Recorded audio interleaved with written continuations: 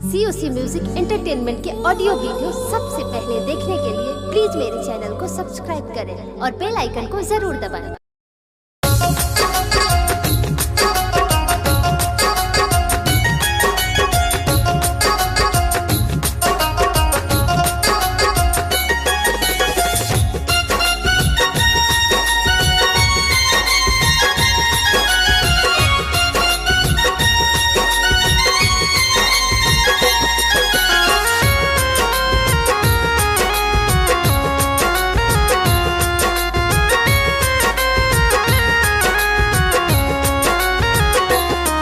India को लगी है किसकी नजर, छाया है देश पे मौत का ये मंजर।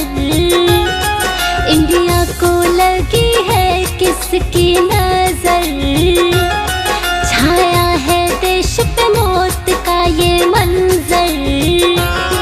हाँ भयानक सा ये नजारा है, हाँ कोहराम मचा जग सारा है, कोहराम मचा जग सारा है।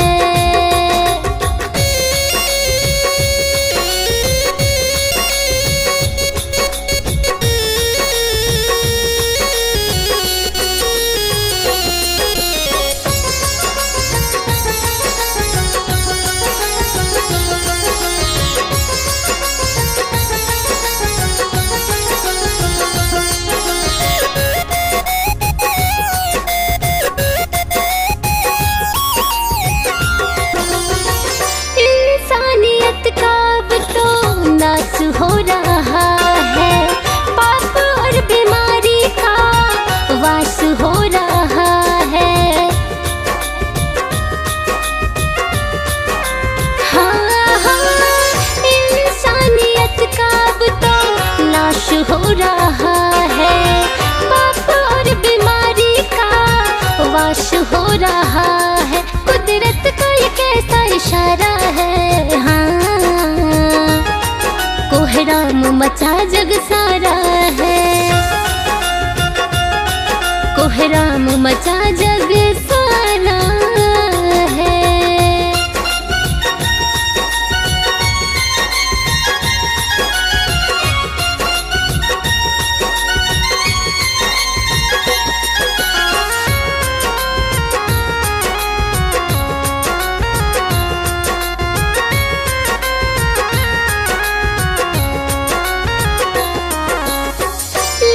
जाएगा इतिहास इस महामारी का, नहीं कोई तोड़ है कोरोना बीमारी का।